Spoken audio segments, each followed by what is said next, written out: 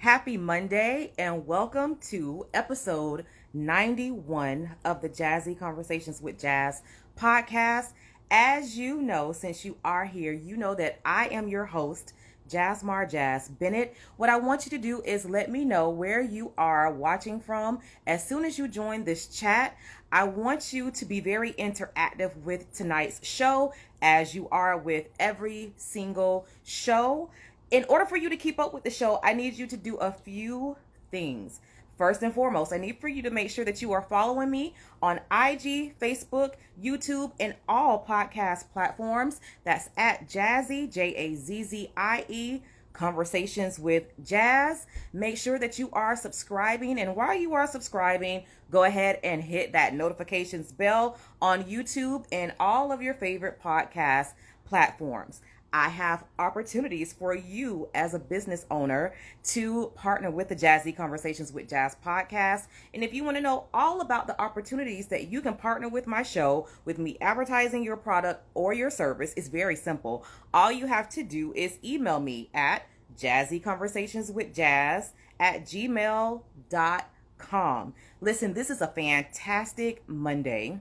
Mondays, as you already know, are bae for me here at this show, at this podcast, and I am truly appreciative for every single one of you who tunes in on a weekly basis. I am so elated that you are a part of my Jazzy crew. Thank you so much for catching the replays and leaving comments. And so that's exactly what I want you to continue to do this entire show. And so, happy Monday, August 7th, 2023. To kick off this Monday's show, I have a very special guest. A very special guest who is not a stranger to the Jazzy Conversations with Jazz podcast at all. My special guest actually was my guest for episode 2. So she's been rocking with me for a very long time. She was there when I first started this podcast, and even after her episode, we did a little TikTok video. So she holds a little special near and dear place in my heart. And I am referring to my special guest, Miss Gretchen Suárez-Peña, and we're going to have a great conversation because she's here. She has a show, going on right now at the Strass Center in Tampa that I'm definitely going to be tuning into and catching. But I want to give you a little bit about Miss Gretchen. So Gretchen is a Puerto Rican playwright based in Central Florida. She is an MFA candidate in the dramatic writing program at Carnegie Mellon University at University School of Drama. She will be graduating in 2024. I'm so proud of her because she was talking about this dream when she was on my podcast before. She is a part of so many organizations and she's so involved. So just to name a few of them, she's a part of the Conch Shell production in New York, Artist Collective of Writers. She's frequently writing with New Generation Theatrical in Florida, Just Right, Lakeland, Florida, and the Latinx Playwright Circle in New York, and the Latino Musical Theater Lab in New York. Now, she currently is a book writer for The Fairy's Tale, Music and Lyrics by Michael Motz. Now, her piece, Searching for Abuelo. Searching for Abuelo was the first place winner of the Voices of Warren Theater Festival at Power Stories Theater in 2023, this year. Her show, Across the Atlantic, opened the 2023 Biopic Play Reading Series at the Strass Center in Tampa. And I'm not going to give it away. I'm not going to keep giving you too much information because I want her to be able to introduce herself and tell her exactly who she is. And so I am going to bring extraordinaire herself, Miss Gretchen Suárez-Peña, who's going to be joining me very, very shortly. So I see that Robin is tuned in. Let me know where you are from, Robin. Hi, Gretchen. How are you? Hi, good to see you. Good to see you too. I keep looking at you on Facebook and on Instagram, and you're here, you're there, you're everywhere. You're doing amazing things. So how have you been, madam? Busy, but good. And you've been doing the most as well. I would see it. I've been doing the most, huh? Yeah, you're out You know, here. I'm trying. I'm trying. Like you are. I told you on episode 2. I'm like, yeah, you're my shero. You are like a real life like hero. Like you wear so many hats, so many capes. So I know I missed some things because I'm gonna get back and go back into the story that we left off on episode 2. But tell my audience a little bit more about yourself.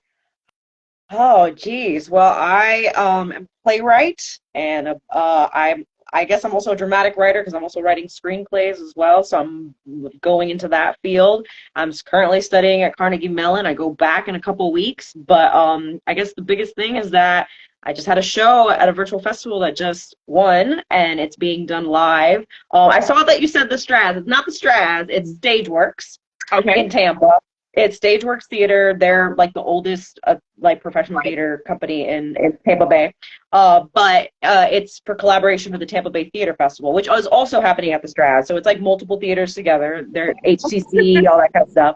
But yeah, my show is being done in Tampa, the Tampa Bay Theater Festival, and that's like the biggest thing I'm doing right now. Although there's other things coming down the pipeline. We'll see. Okay. It's crazy. It's been a crazy year. This year has been blessed. It's been crazy. It's been crazy. Now you're doing all of this. I'm sorry, so hot Yeah. here. But you're doing all of this, mama, wifey. You you are like when you mentioned all of these things that you're doing, first and foremost, when we did our first episode 2, I knew that you were an engineer and you had high hopes and high dreams there, but you had a love for theater. But on top of that, you are a wife, you are a mother, and at that time you were on air. You were on air radio personality, and we were talking about just really digging into this life and living it to the fullest and just going after your dreams. And so what you did is you provided a testament to my audience that yes, hey, we can be super women, have that good hubby, because when you have kids, you need somebody to to be right there by your side. To support you for sure. Right. But you're doing this thing so fearlessly. And I just, how do you keep ticking, Gretchen? Like how do you do it? Well, it is a huge shout out to my husband because honestly, I could not do it without him. He has been holding down the fort since I've been in Carnegie Mellon and Pittsburgh back and forth and everywhere. I've been traveling a lot and he's been taking care of my son. So without him, I couldn't have done it. And my family, my mom, my dad, and my sister help sometimes take care of my son. So it's really a family effort that they support me in doing this. But yeah, I mean, I think like when we talked about in the second episode, I think that there came a point in my life. I know we got real dark and real in that episode. Yeah, we did. But, we did. Yeah, but I think that turning point in my life, that comeback, we talked about the comeback story, it really changed my perspective. And I was like, I only have one life to live. And if I don't go for it, then, I can only live my life. No one else is gonna live it for me. Right. So I gotta do what I'm made here to do. And I think part of it too, and the fearless, because a lot of people have told me this thing is like, oh, you're just like, I think I have a good foundation under me in terms of the support system, and also in my career, like if I need to go back to engineering, I can, which is a beautiful thing to have in my back pocket. So I think stepping out on that is I can be a little fearless because I always know that I have a safety net underneath me. Mm-hmm. But yeah, it hasn't been. It's actually, I was just telling my husband today, it's been a roller coaster. It's a little nauseating actually because even the highs are high and the lows are low, so it's a roller coaster, and it's like, well, we're screaming the whole way, but it's never boring. Right. At least we have some stories to tell. Yes. So I was, just really just reminiscing about, that episode and just reminiscing about you. And so before we really, really, really get into where you are now, like I have a little segment that I call 21 Questions with Jazz. And so it's just a hodgepodge of questions where it just really lets the viewers get to know who you really, really are. And so I just ask you questions and then you just give me the first answer that comes to your brain. And we go from there. You ready? All right, let's do it. You said, all right, let's do it. Let's do it. All right. So some of these I already know, but since, we have new viewers and all of that good stuff, they may not know. And so, Gretchen, where are you originally from? San Juan, Puerto Rico. Yes. And And so what do you like mostly about, being Puerto Rican? Because aside from, well, every culture has their thing, but it's just like, no, I'm not, no, I'm Puerto Rican. Like, get it straight, because like we're African Americans, or no, we're African Americans, or however the case may be. But what do you love about being Puerto Rican? Oh my goodness, that's such a tough question. You said the first thing that comes to my mind, so I'm gonna go with food. Food. The food is amazing and it's wonderful and it's our food. People don't always understand it because they think like, oh, Spanish food is spicy, but Puerto Rican food is not spicy. It's very flavorful. Yes. So I'm food and music. I'm gonna go with food and music. Is my favorite thing about being Puerto Rican. Is our food and our music. Listen, look, those are the things that got me, and good Lord, the men are beautiful. So, I mean, just that alone. You're not wrong. Right. And so, like, if you are giving advice to someone who's traveling to Puerto Rico for the first time, give me some landmarks. What must I do if I'm going to Puerto Rico? What am I doing? So you have to go to Old San Juan. That's like a staple. You got to go to Old San Juan. You got to go visit El Morro, which is like the fort. You got to go see this, that's a real tourist attraction, but you have to go to Old San Juan. Mm-hmm. And then I would say in Ponce, which is the southern part of the island, there's a place called Castillo Serralle, where the Serralle family is one of the most preeminent rum making families in Puerto Rico. They have a beautiful castle there that's really cool. And then I'm going to butcher this, but it's the biofluorescent bay where you go out and you see the biofluorescent like water. I actually haven't done that, but I'm dying to go. But everybody says that's like the thing you have to go to. Wow. So how often do you go back? Like, do you go back often or? Well, unfortunately, the last time I went back was last year for my grandmother's funeral, which I wish it was for other circumstances. But I go like every 2 years, every 2 years or so on average. Yeah. Mm-hmm. Yeah. So what is it when you go there? Like, what feeling do you get? Like, is there, because did you go to school there at all? Grade school? No, I didn't. I moved to Central Florida when I was like 18 months old, when I was just a child. So yeah, I did not go to school there. What does it feel like to be in Puerto Rico? It feels like home. It's home. Yeah. Mm-hmm. Yeah, it's home. It's home. Yeah. And so, like we were talking, and one of the things that was prominent for me in our conversation is just your journey through life and what you wanted to do. And so when you were growing up, is being a playwright, is being an engineer, a mother, a wife, what is it that you really resonated with? What did you want to do? I guess all of the above. I think I said I was going to be an engineer when I was like 7 years old, and I didn't even know what engineering was. But performing and the arts has always been a huge part of my life, and I've always wanted to do it. Singing was actually my first love, and so I used to write songs and things like that. So I thought that it wasn't possible to do the arts. It seemed like something very far off. But if you had asked, 10-year-old Gretchen what she wanted to do, she wanted to be on stage and be singing and doing and performing. But I just assumed that one day I would get married and have children. Like I just assumed that's what everybody did, And of course I wanted those things, and I'm happy with those things as well, Yeah. But yeah, I guess all of it. I don't think there's anything that everything that I would say, everything that has happened is something that I have wished to have happened, which is a beautiful thing.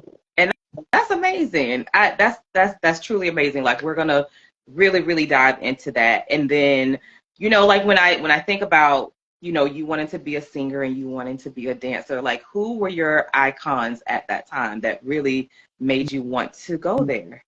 Well, actually, speaking about Puerto Rico, so the Banco Popular of Puerto Rico used to come out with a Christmas video every year where they had a bunch of artists. And I think watching all those artists perform was like a formative part of like my like journey of like wanting to be a performer. But this is gonna be real stupid, but real dumb.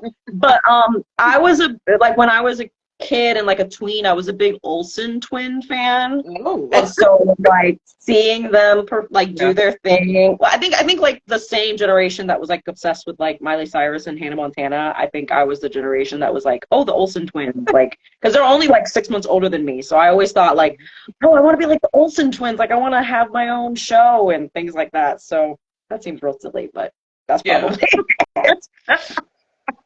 Now I know that you went to Bartow IB. Mm-hmm.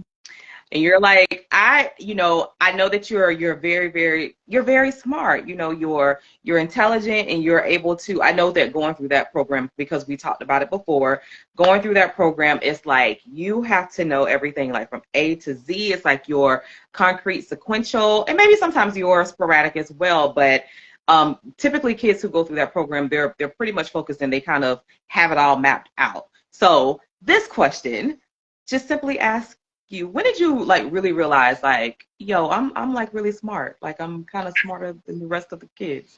Like, when did you realize that? I think, when did you realize that? I will say this with a caveat. I do think I have a certain degree of intellect, but actually I think what I have is a ridiculous work ethic. I work ridiculous amounts, probably harder than I actually should. Which I would suggest people to work smart, not hard, and I just keep working hard for no good reason. But I think the day that I realized that I was actually like super nerd was in 8th grade at Union Academy. They gave superlatives. So you right. And so my entire class voted me most academic. And I was like, oh, these people know I'm a nerd. Like, right. they know I'm a nerd. So is math your thing? Is that your favorite? I've always been math and science, but I've also liked to read a lot. So yeah, math, science, and literature, definitely my thing. Just like right brain. You're kind of like. I was always reading like multiple books at the same time. Yeah. Like I couldn't do one book at the same time. Or one book at a time. I was reading like multiple books at the same time. Yeah. I totally get it. So, what's your favorite play of all time? Oh my God, that is so hard. My favorite play of all time. I'll say what my favorite play is right now. Okay. Is I'm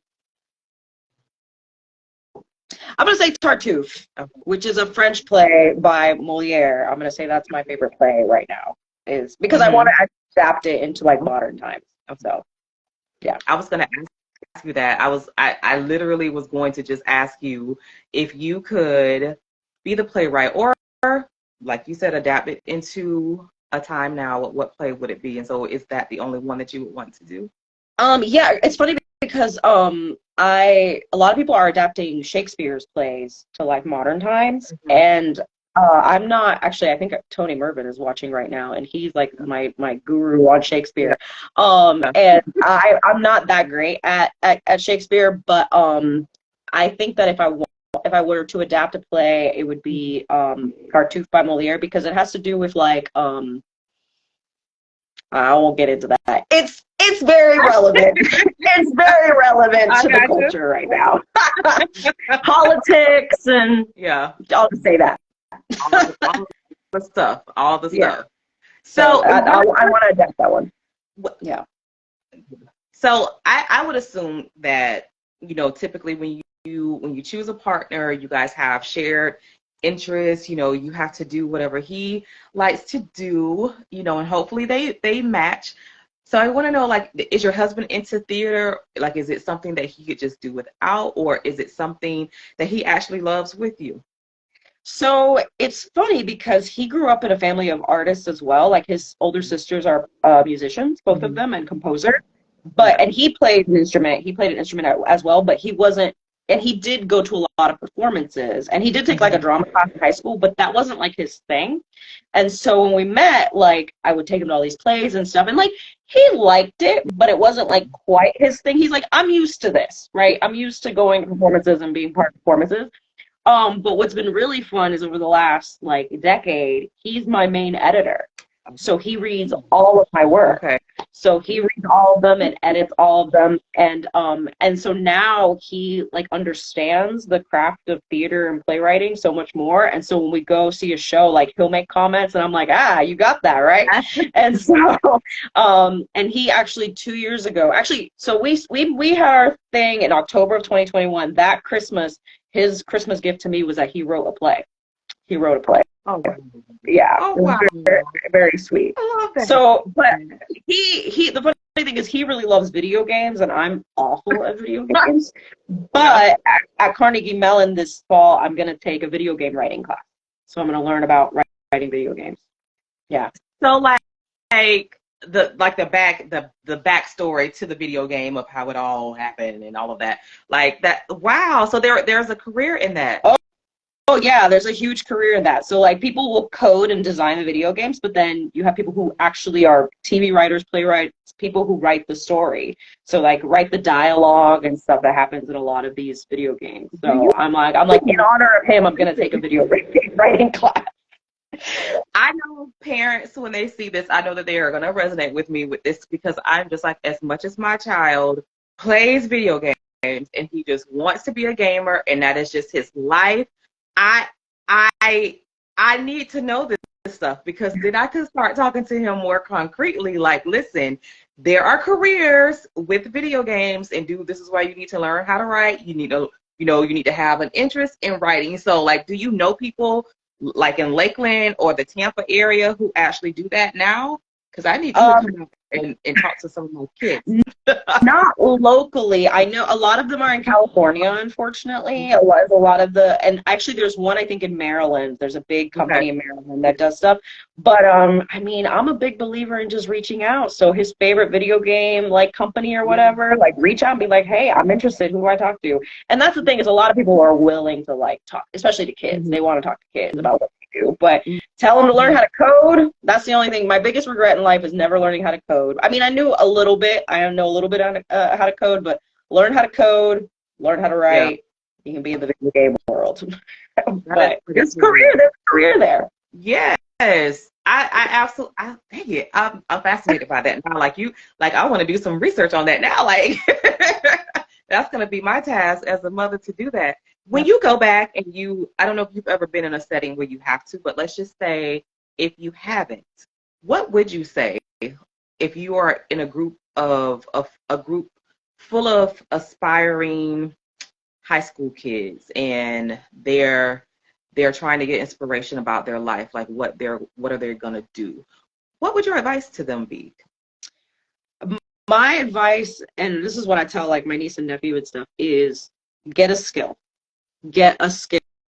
Learn something that you can use out in the real world. And that can be anything from coding, accounting, drafting, being an electrician, a plumber, knowing how to use a hammer, knowing how to fix a car. Learn a skill that is applicable to sewing, like cooking. Learn a skill that is translatable to the world.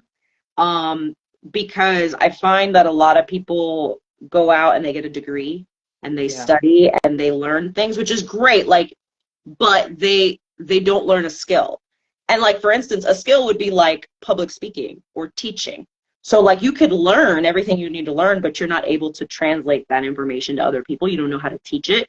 So like, I think it's great if you get a degree, but you have to have a transferable skill. And so I tell a lot of teenagers, I'm like, yes, it's wonderful to go to college and get a degree, but get a skill, like learn a skill. And there are a plethora of things that you can learn how to do. Like, and part of those skills also is people skills, sales, marketing, graphic design. How do you talk to people? That sort of thing. Like learning how to get a skill, learn a skill. Yeah. Learn a skill. What do you say to the adult who is not on the path of following their purpose? Life is lifing. They have bills. Life is just real, and they've lost sight of their passion. What would you say to that adult? What advice can you give them? The first thing I'd say is you have to write it down. You have to write down what it is your goal or what your want is. I'm a firm believer, if it's not written down, it didn't happen. So you have to write it down. That's the first step. And then the next thing is to reverse engineer. How do I get to that point? And I think it takes a lot of hustle, and it takes a lot of determination, because you're not going to get there overnight. It's going to take years, but you have to put yourself in a position to be able to do that. So like one of the things I tell people, I'm like, if you want X, put yourself in the position where you can risk safely to get X. So like bills are a big thing. Yeah. So that's why I say learn a skill, because let's say you want to be a writer, but writing is very risky. But if you have a skill like coding or like being an electrician, and you can work that day job and make money to pay your bills and then set aside the time to write, then you're building a foundation for yourself to be able to leap off of. Yeah. And that's kind of what I did. I think we talked about this a little bit in the second episode. I was like, I put myself in a financial situation so that I could do what I'm doing without having to risk my family's safety and, financial stability.